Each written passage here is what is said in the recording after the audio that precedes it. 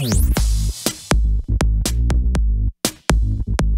beep, beep, beep, beep, beep, beep. Beep, beep, beep, beep, beep, beep.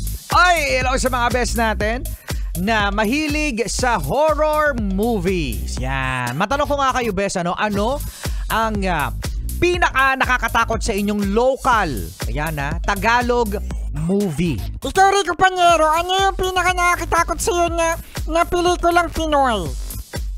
Isa sa mga tumatak sa akin, mga best, ay yung Feng Shui nung 2004. At tagal na. 2004. Si Kuya Joshua. Hello, love, goodbye. Grabe. Nakakatakot nga naman kasi Iwan. Oo, kaya siguro horror para kay Kuya Joshua. Yung pelikula na yun. Alam nyo ba yung Feng Shui, mga best? It's a classic movie, no, by the one and only Chris Aquino. Napaka-effective, mga best, talaga na mga artista sa isang horror movie na poker face lang ang muka. Diba? Kasi si Chris Aquino, hindi natin alam kung takot siya. Kung takot siya o hindi. So isa lang ibig sabihin mo, Rico Panyero, si Chris Aquino hindi magaling umarte? Ay, wala naman. Wala ka sinabing ganun. Pero isa sa mga effective na mga actor or actress, mga best, ay yung iisa lang yung itsura.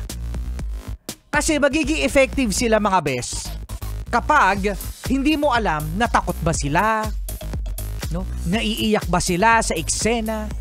Which is, para maisipin mo, ikaw yung matatakot para sa kanila. Ayan. Oo, di ba, mga best? Naku, masarap pag-usapan yung mga horror na yan. Kasama nyo pa rin, best, ang inyong DJ RP, DJ Rico Panyero. Beep, beep, beep, beep, beep. At ang takot siya, ang favorite yung alien, yung hindi takot. Boo! Gulat yan. Hindi,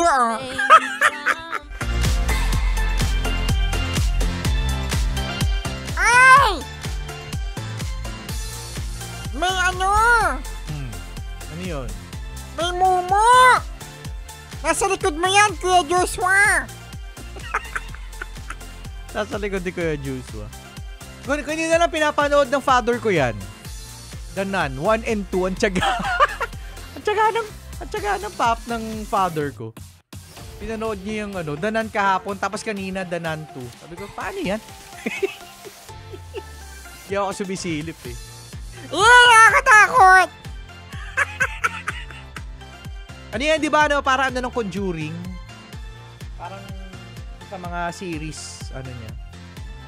One more chance! Correct, Papa Joshua. One more chance. Isa sa mga nakakatakot.